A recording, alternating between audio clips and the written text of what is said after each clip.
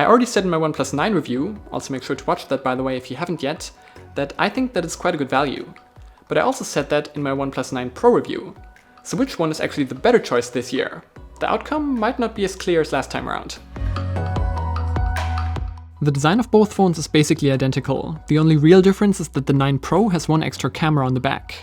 They are available in different colors though, and I definitely like the matte and vibrant blue better than the more mundane colors available on the Pro.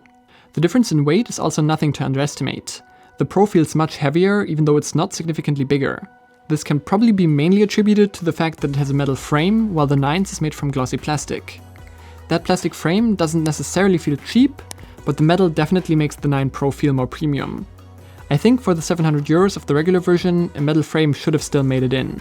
The speakers on the Pro are also a bit better, but it's nothing major. It's also important to mention that only the Pro is certified for water resistance, even though the 9 should probably also survive if you drop it in the pool. This year, the differences between the screens are both larger and smaller than last time around. What's now the same is that both feature 120Hz refresh rate. But while the 9 Pro has an LTPO panel that can dynamically adjust its refresh rate to what's being displayed on the screen, for example 24 FPS for a movie or the full 120 for a game, the 9 screen is locked at 120Hz. But if anything, I actually found the 9 screen to feel a bit smoother. And there's also no significant advantage to battery draw with the LTPO panel, which I'll get to later. Apart from the refresh rate, both panels are AMOLED and have nice vibrant colors. But the display on the 9 has a slight pinkish tint and worse viewing angles than the one on the Pro. While this is definitely noticeable side by side, if you just have the 9 you probably won't notice.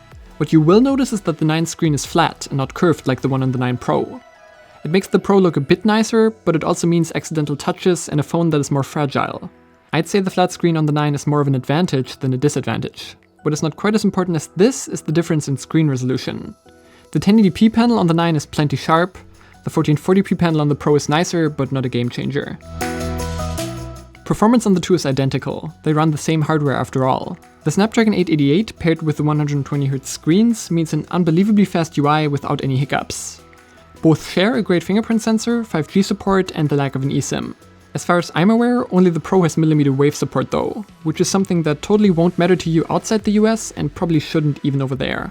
OxygenOS also has the same features on both, including an always-on display. The cameras are much closer together this year than they were last time around.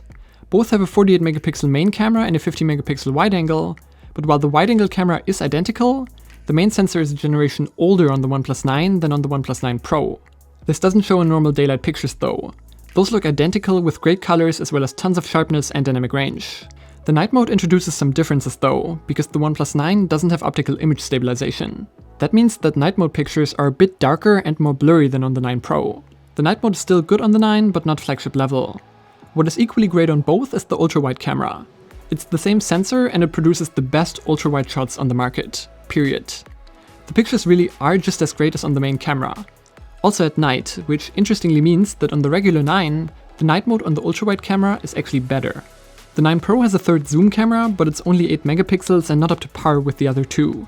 That said, it's still nicer than digital zoom, and 3.3x is also a good focal length. The front cameras are the same, meaning they are both pretty bad. Video recording is something that OnePlus does put effort into, and both are among the best Android phones in this regard. Unfortunately, the 4K 120fps mode has been cut from the OnePlus 9, even though the chip would support it just like on the OnePlus 9 Pro. Both phones have the same size battery, but it seems that the screen of the Pro is just more power hungry despite the LTPO tech. While I got only about 4.5 hours of screen on time on the 9 Pro, the regular 9 offered an hour more.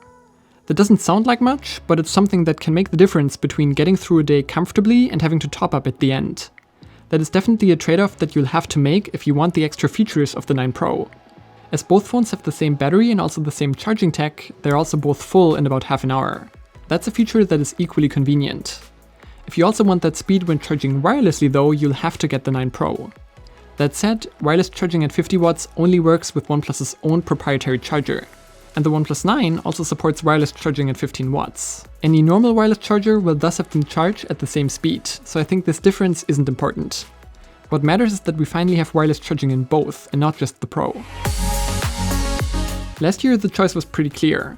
The OnePlus 8 was just too expensive when compared to the Pro, and you missed out on so many features that you were better off just picking up a 7T, making the Pro the only 8 series phone to buy. But this time around, both are actually pretty well balanced. The 9 is a really good value that offers basically the same experience as the Pro for 200 euros less. And the flat screen will also make it more appealing to many mainstream customers. It's all you need in my opinion. But if you want that small bit extra with a higher resolution screen, water resistance and an even better camera, the Pro is also not a bad buy. Just know that what you get is more icing on the cake than necessity. If you enjoyed this video, you know which buttons to press, and don't forget to press that follow button on Twitter. I'm Brian, thanks for watching, and I'll see you in the next one.